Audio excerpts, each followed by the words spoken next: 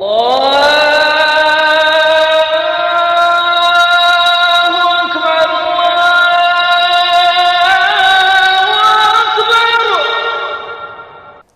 عليكم ورحمة الله وبركاته.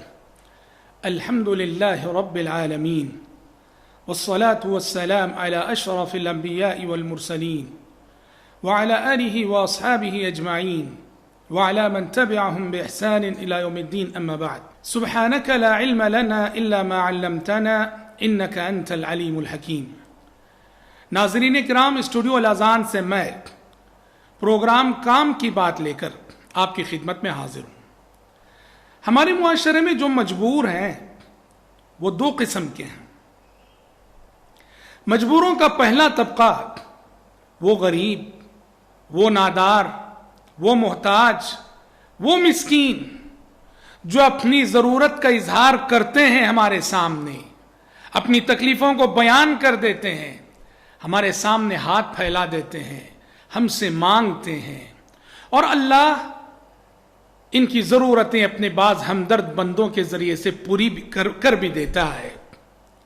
لیکن ہمارے معاشرے میں مجبوروں کی ایک دوسری قسم ایسی ہے جو مجبور ہیں لیکن اپنی مجبوری کا اظہار وہ کسی کے سامنے نہیں کرتے، جس کے سبب ان کی مجبوری کسی کے علم میں نہیں آتی. نتیجے میں وہ بے یار و مددگار ایسے ہی معاشرے میں پڑے رہتے ہیں. وہ مجبور ہیں پر ساتھ ہی خوددار ہیں، عزت نفس کا خیال ہے.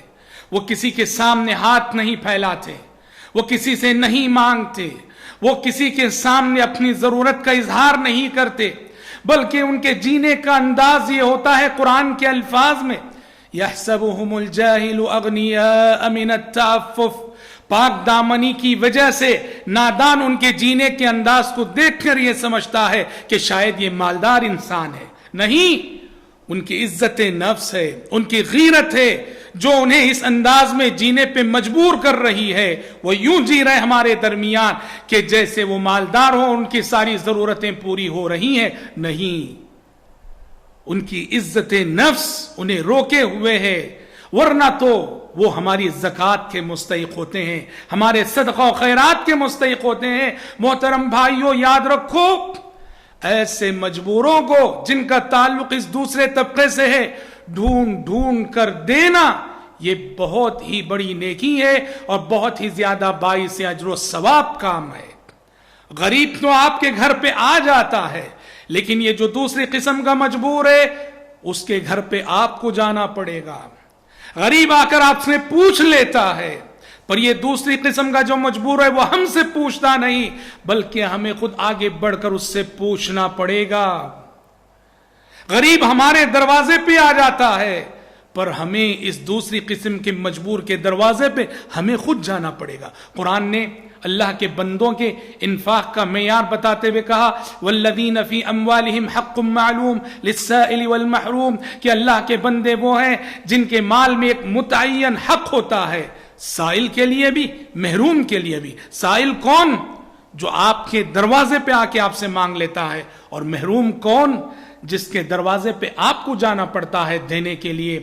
معاشرے کی جو مڈل کلاس فیملیاں ہیں، متوسط درجے کی فیملیاں ہیں، خصوصاً لاک ڈاؤن کے ان حالات میں ہمارے ارد گرد رہیں گے ایسے بہت سارے مجبور، لیکن ان کی مجبوری کا ہمیں شعور بھی نہ ہوگا، خیال بھی نہ ہوگا، احساس بھی نہ ہوگا.